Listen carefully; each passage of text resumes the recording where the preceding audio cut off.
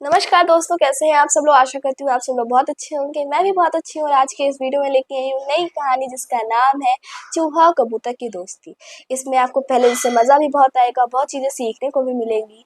तो हमारे कहानी के साथ जुड़े रहिए। चलते हैं अपने कहानी की ओर। कबूतर और चूहे की दोस्ती। जाल सहित कबूतर हिरण्यक के बिल के पास उतरे तो डर के मारे वह चुपचाप अपने बिल में से उन्हें देखता रह गया। तब चित्रदेव ने पुकारा, मित्र हिरण्यक, इस प्रकार चुप क्यों साध लिया तुमने? उसकी आवाज पहचान कर हिरण्यक बिल में से बाहर निकल आया और बोला, अरे वाह, मेरे तो भाग्य जागे कि तुम मेरे से मिलने चले आए। जिसके मित्र के साथ मुलाकात और बातचीत हो जाए, जिसे मित्र के साथ रहने का अवसर मिले, जिसे मित्र के साथ उसके सुख दुख की बातें करे, उससे अधिक बड़भागी कौन है?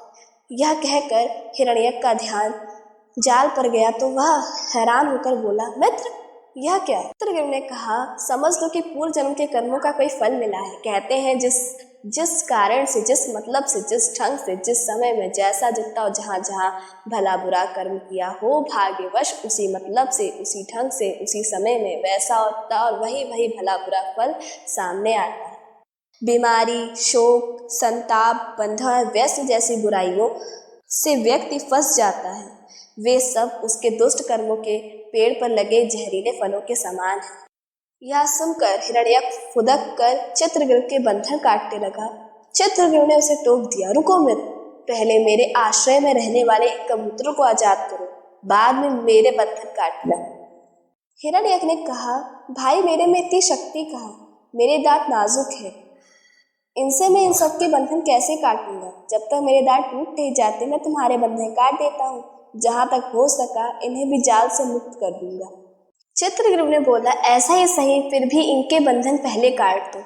चित्रगृह हिरण्यक ने कहा, अपनी परवाह ना करके अपने आश्रितों को बचाना नीतिज्ञों की राय में कोई अच्छी बात नहीं है। कहते हैं कि कठिन समय को ध्यान में रखकर पहले धन बचाना चाहिए। पत्नी मुसीबत में हो तो धन की भी परवाह ना करके पति को बचाना चाहिए। स्वयं पर संकट आ बने तो धन और पत्नी को दोनों की परवाह ना करके अपने आप को बचाना चाहिए। अरे भाई, जान है तो जहान है। धर्म, अर्थ, काम और मोक्ष, ये चारों पुरुषार्थ तभी तो होंगे जब प्राण बचेंगे। प्राण ही नहीं रहे तो बचा क्या? जान बची तो समझो सब कुछ बच गया। चित्रगृह बोला, बात तो तुमने पते की कही है, परंतु मैं क्या करूं? अपने आश्रितों को कष्ट में भी तो नहीं देख सकता।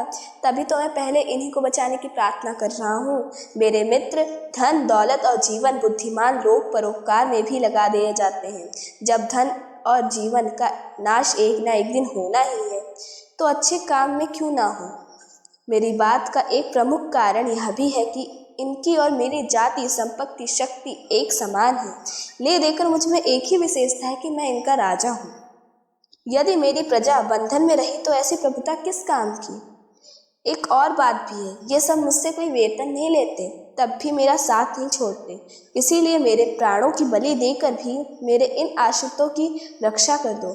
मेरे मित्र, मांस, मलमूत्र और हड्डियों से बने इन नश्वर शरीर का मोह छोड़कर शरणागतों की रक्षा में मेरे यश को बनाए रखो।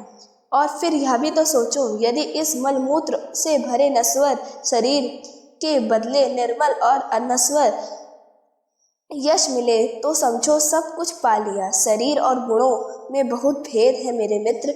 शरीर तो पल भर में ही नष्ट हो जाएंगे, परंतु गुणों की महिमा सृष्टि के अंत तक बनी रहती है। यह सुनकर हिरण्यक की आंखें खुल गई। वह पुलकित होकर बोला, बहुत भली बातें कही है तुमने। अपने आश्रितों पर तुम्हारे वात्सल्य भाव के कारण मैं समझता हूँ कि तुम त्रिलोक पर राज करने योग्य हो। यह कहकर चूहे ने सब कबूतरों के बंधन काट दिए। उसके बाद आदर देते हुए चित्रगृह से बोला, यह मत समझना कि बिना सोचे समझे जाल में फंसकर तुमने कोई अपराध किया है। ना इसके लिए अपने आप को धिक्कारना। देखो, जो बात 100 कोस दूर पड़ा मांस देख लेता है, उसकी जब मौत आनी होती है तो वह सामने बिछा जाल भी नहीं देख पाता।